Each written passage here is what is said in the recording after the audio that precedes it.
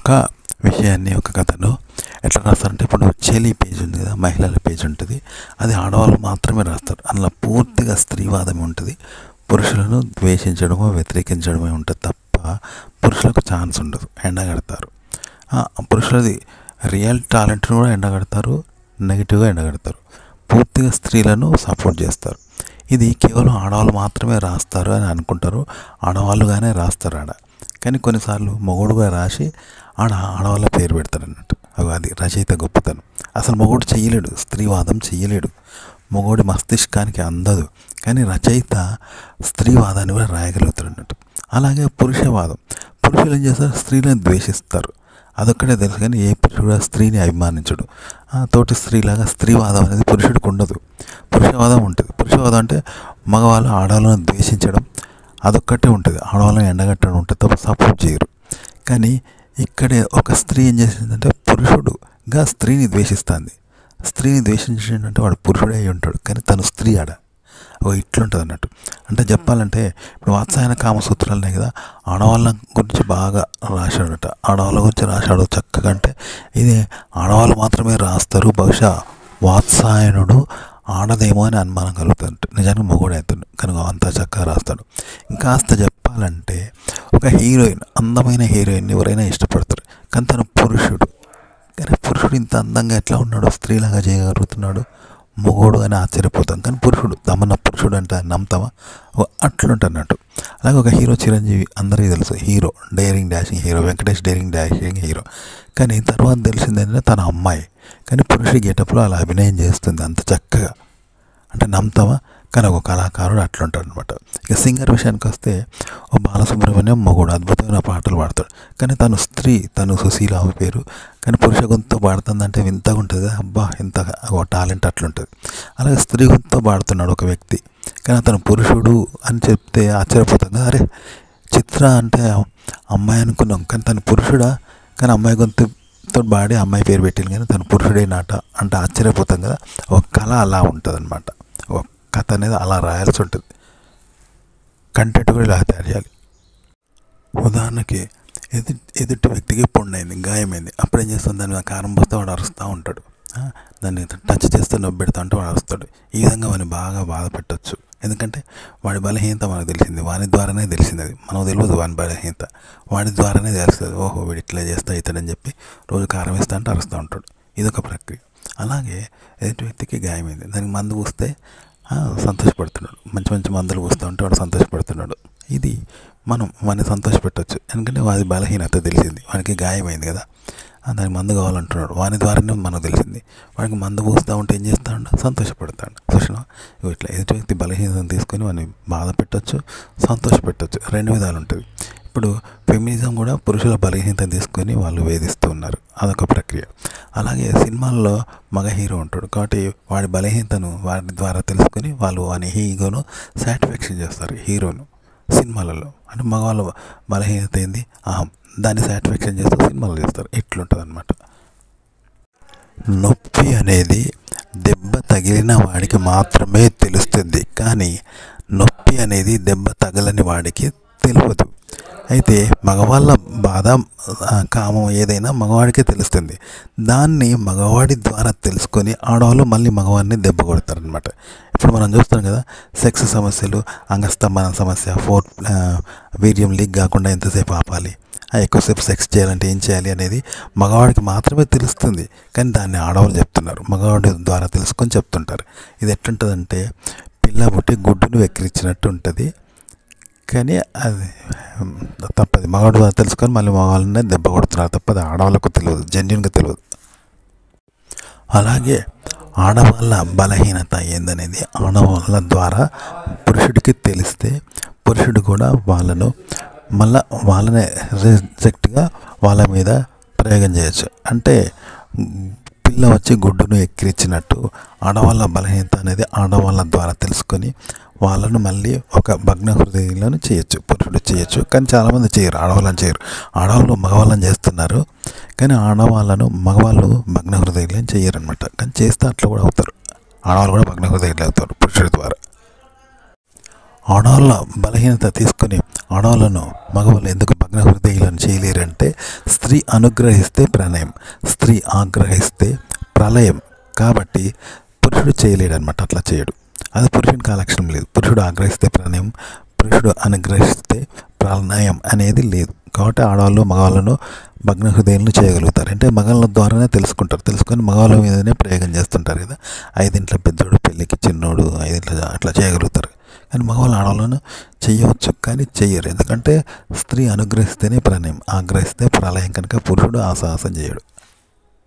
అలాగే మగవారి బలహీనత మగవారి ద్వారానే తెలుసుకొని మగవారిని కూడా సపోర్ట్ చేసి సంతోషపెట్టే ఆడవాళ్ళు కూడా ఉంటారనమాట. అలాగే ఆడవారి బలహీనత ఆడవారి ద్వారానే తెలుసుకొని తిరిగి వాళ్ళను సంతోషపెట్టే ప్రక్రియ కూడా మగవాళ్ళు చేస్తూ ఉంటారు. ఇదన్నమాట, ఇట్లా కూడా ఉంటుంది. అయితే ఈ ప్రక్రియ ఎలాంటిదంటే మగోడు పిల్లలను కంటాడా, ఆడదాని వలన మగోడు పిల్లలను కంటాడా కనడు. అలాగే ఆడది మగోడిని దెంగితే మగోడు కనిపెడుతుంది. ఎక్కడన్నా ఉంటుందా? ఆడది మగని దెంగదు, ఆడది మగని దెంగితే మగనికి పిల్లలు పుట్టారు కదా. ఈ రెండు తప్పుగా. కానీ ఇలాంటిది అనమాట. అయితే ఇదంతా ఎక్కడిది అంటే పురుషుడి ద్వారా లీక్ అయింది, మళ్ళీ పురుషుడి మీదే ప్రయోగిస్తున్నారు తప్ప అది జెన్యూన్ కాదు, ఆడవాళ్ళ చేతిలో ఉండదు. ఓకే, అట్లా అనమాట. అలాగే పురుషుడు కూడా స్త్రీ ద్వారా లీక్ అయిన విషయాలు మళ్ళీ స్త్రీ మీద నెగిటివ్గా ప్రయోగించవచ్చు. ఇది కూడా వర్కౌట్ అవుతుంది. కానీ ఇది జెన్యూన్ అయితే కాదు, కానీ ఇది నాన్ జెన్యూన్గా ఇలా చేయొచ్చు. హ్యాకింగ్ ఇది కూడా వర్క్ అవుతుంది, కానీ ఇది నాన్ జెన్యూన్ అనమాట. ఈ ప్రక్రియ ఎలాంటిదంటే కొడుకు పుట్టి తల్లిని చంపొచ్చు కొడుకు పుట్టి. కానీ ఆ తల్లి కనుక వీడిని కనకపోతే వీడు ఆ పని చేయగలిగేవాడా, పుట్టేవాడా? కానీ ఆమె కంటే తిరిగి ఆమెనే చంపుతున్నాడు కదా. ఇది అలాంటిది అనమాట, మోసం ప్రక్రియ. అలాగే కొడుకు పుట్టి ఏం చేసాడు, తల్లిని ప్రేమగా తండ్రిలాగా చూసుకుంటున్నాడు. పుట్టింది కొడుకే, కానీ ఆమెను కష్టాల్లో ఓల్డ్ ఏజ్లో ఆమెను ఒక తండ్రిలాగా చూసుకుంటూ ఆమెను బిడ్డగా మార్చి తనే తండ్రి అయ్యిండు. ఇది ఎట్లుంటుంది, మంచిగా ఉంటుంది కదా. ఎట్లా అంటే వ్యక్తి బలహీనతను మనం తీసుకుని వాళ్ళ మీద పాజిటివ్గా వాళ్ళను చేయొచ్చు, అదే బలహీనతను తీసుకొని వాళ్ళని నెగిటివ్గా వాళ్ళని హింసించవచ్చు. రెండు విధాలు ఉంటుంది, మనం ఎట్లా అట్లా చేయొచ్చు. కానీ ఈ రెండు నాన్ జెన్యూన్ కాదు, నాన్ జెన్యూన్ అనమాట. అలాగే ఈరోజు ఎన్నో సినిమాలు వస్తాయి కదా, కథలు, sex, love, horror, romance, fight ఎన్నో ఉంటాయి కదా.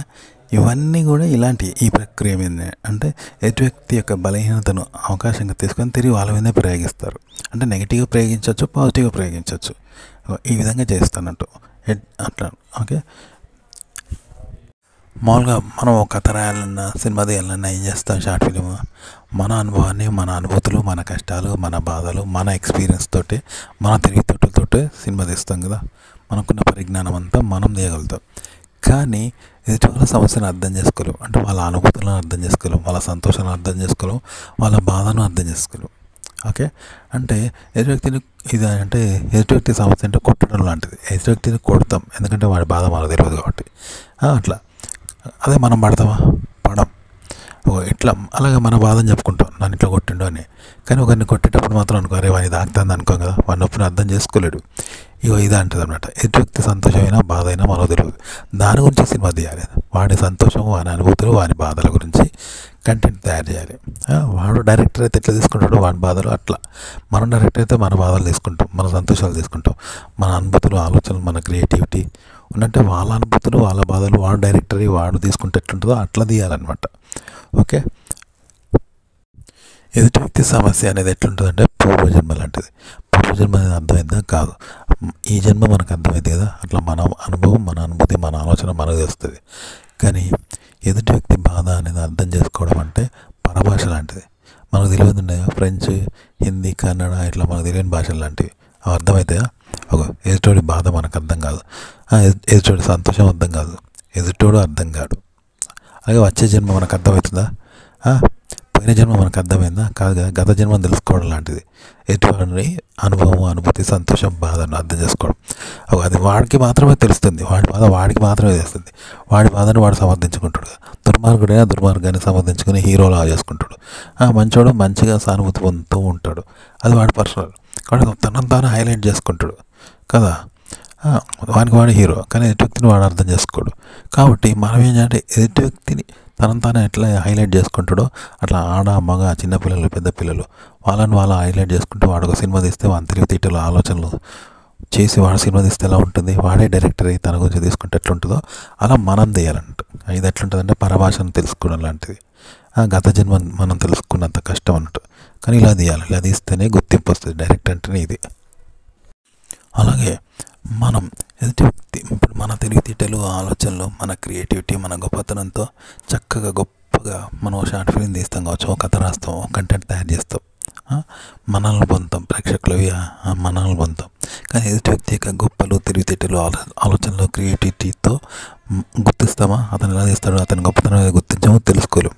ఇది ఎలాంటిదంటే మన గత జన్మనే మనం తెలుసుకోలేము, కానీ ఎదుటివారి గత జన్మను అంతకన్నా తెలుసుకోలేం కదా. అలాంటిదన్నమాట. ఇప్పుడు వీరబ్రహ్మ గారు భవిష్యత్తు చెప్పాడు, కానీ అది ఫాంటసీ కాదు, రియల్గా చెప్పాడు. గడిచిపోయిన కాలాన్ని మనం చెప్తాం కానీ ఫాంటసీ చేయం కదా. అలా అతను భవిష్యత్తుని చెప్పాడు, ఫాంటసీ చేయలేదు. ఇగో ఇలా గత జన్మ ఎదుటివారి గత జన్మ అని చెప్పాలి. మన గత జన్మనే చెప్పడం కష్టం. పక్కోడు గత జన్మ, ఇంకోటి గత జన్మ, ఇంకోటి గత జన్మ చెప్తామా?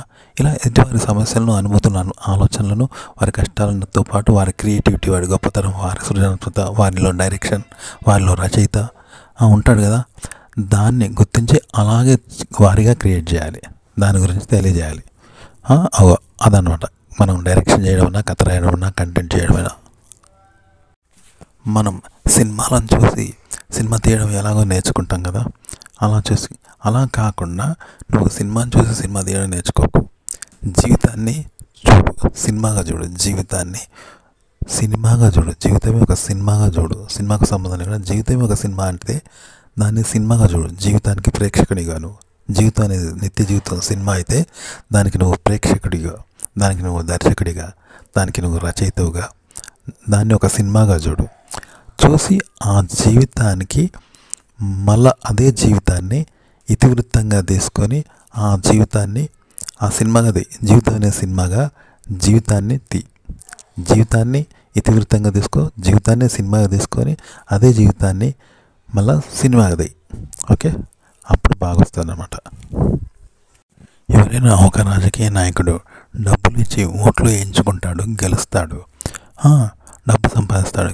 కానీ ఒక వ్యక్తి ఏ డబ్బులు ఇవ్వకున్నా కూడా అతన్ని గెలిపిస్తున్నారు జనం అంటే అతను ప్రజాభిమానం పొందుతున్నాడు, అతను అదృష్టవంతుడే కదా. ఆ అదృష్టం అందరికీ రాదు. ఇలాగే మనం ఒక కంటెంట్ తయారు చేయాలంటే ఏం చేస్తాం? మనం స్త్రీల దగ్గరికి వెళ్ళాడు, ఒక అమ్మాయిని ప్రేమించాలి అంటే అతను స్త్రీల దగ్గర వెళ్ళలే, తనే ఒక అమ్మాయిని తయారు చేసుకున్నాడు, ఆర్టిఫిషియల్గా ఒక అమ్మాయిని క్రియేట్ చేసుకున్నాడు, సృష్టించాడు, ఆమెతో జీవిస్తున్నాడు, అనుభవిస్తున్నాడు, లవ్ ప్రపోజ్ చేస్తున్నాడు, పొందుతున్నాడు. ఇది ఫేక్. ఎందుకంటే నిజంగా అమ్మాయిని ప్రపోజ్ చేయాలి, నిజంగా అమ్మాయి యాక్సెప్ట్ చేయాలంటే ఎంతో కష్టం. అది నటన లేకుండా జెన్యున్గా చేయాలి. మళ్ళీ నటించకుండా నిజంగా అమ్మాయిని బయట చేయాలంటే ఎంత కష్టం.